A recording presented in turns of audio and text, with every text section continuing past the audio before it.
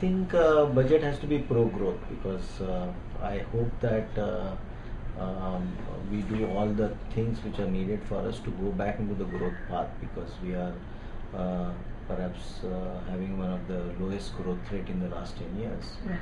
And two, we are having a very high fiscal deficit.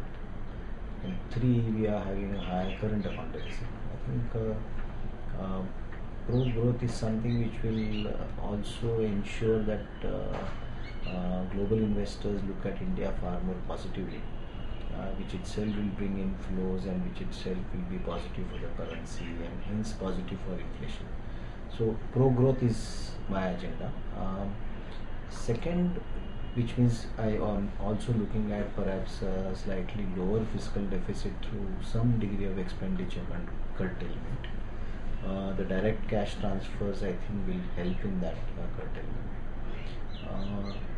Another thing which is really haunting us as a nation is a very low number of investor participation in the Indian equity markets. Right. We have less than 1% of population which is really participating in the Indian equity markets, less than 1 crore perhaps. And I think we should do all those. The RGSS was an effort which was introduced last year. I expect that the government brings it and modifies that RGSS to make it far more easier to invest. And perhaps bring in higher, one more, perhaps a limit for right up to 1 lakh rupees for investing in pure equities because that's Right. where I think the challenge for the nation is. Another thing which also can be done is, as you know that we have a large number of investors who are investing in EPFOs, who are eligible for provident funds, and the provident large money is actually in the hands of EPFO. While Finance Ministry has allowed EPFO to invest in equities up to 15%, we have not seen any participation of EPFO in equity markets, and primarily because there is a defined guarantee there, defined benefit there, whereby every year the Labour Minister actually declares the return. Mm-hmm. I think we have also introduced new pension scheme in the recent past. If you should give perhaps an option to employer and an employee to participate their entire provident fund surpluses into NPS if need be. Because that is something which will bring in, to begin with, as you know, over a long period, where equities have outperformed by a margin a typical fixed income. And I think if we are able to do something dramatic is needed for us to bring in greater equity participation.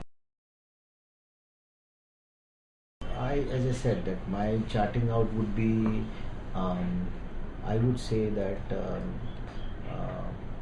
few things which I did in the pre-crisis days, which by actually at the time of crisis we did reduce some indirect taxes, so we can reinstate that. Right. Two, I will focus on bringing down expenditure. I will.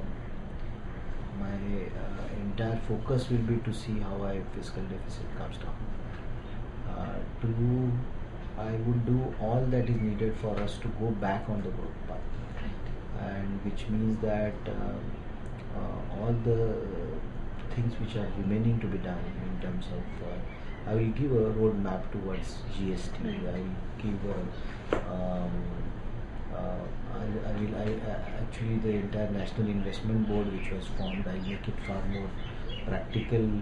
I'll make it easier for projects to get implemented properly. As you know, I think there is a large slowdown which is happening on the investment side, and I will do all those things which will bring in greater investments by corporate India. I will bring in. I'll try to see how all the projects which are getting stuck, which are stuck, get cleared quickly. Issues pertaining to main sectors like say power, say issues pertaining to land acquisition. I will try to push through the land acquisition bill. I will try to bring in more cohesiveness in the way coal linkages happen for existing power projects. And the focus will be on building infrastructure, and if you are able to do that, I think growth will follow.